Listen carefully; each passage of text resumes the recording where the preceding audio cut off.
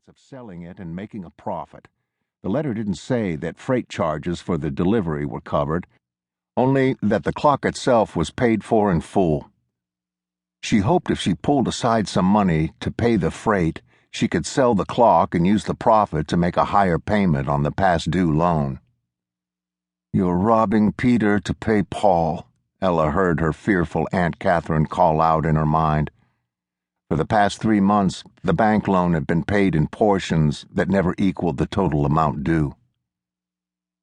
Clive Gillespie, the banker, had made it clear to Ella that she was legally responsible for her husband's bad decisions.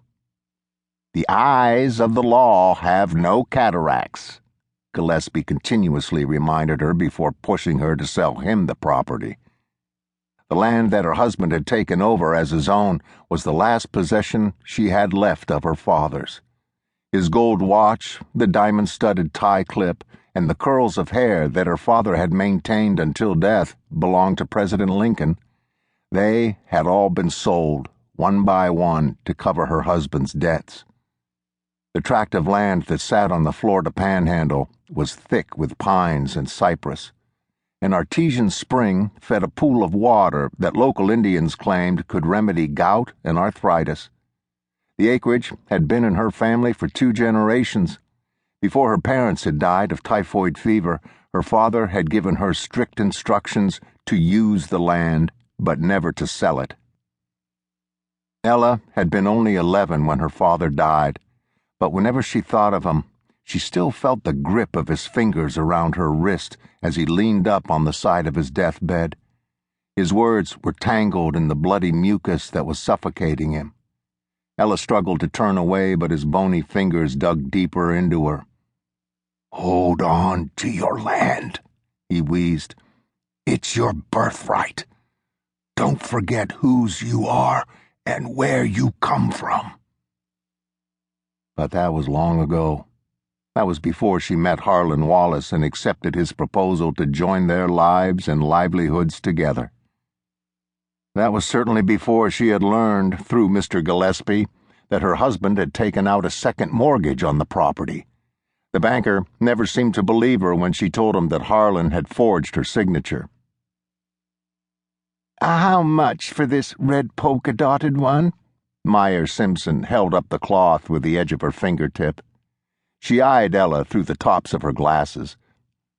Her pointy nose and collapsed chin always reminded Ella of a hedgehog. "It's got a nick at the bottom," she added. "Does a nickel sound fair?" Ella asked. 3 cents sounds fairer." As she paid for the cloth, Meyer Simpson used the newspaper with President Wilson's picture on the front page to fan herself. "You heard about Judge Willoughby's son?" "So sad," Ella said. "So young." "They tell me he died in the middle of the ocean, in a submarine. Can you imagine? Losing your boy in a contraption like that? In the middle of the ocean, no less." With her fingers spread across the face of President Wilson, Mrs. Simpson lifted the edge of her straw hat and fanned her scalp. She paused long enough to point toward the spot on the shelf where bags of sugar had once sat. "When in the world will you get some more sugar?" "I can't get a straight answer. All I hear is not to sell more than half a pound a week, and I can't even get the first pound." Meyer Simpson frowned and fanned faster.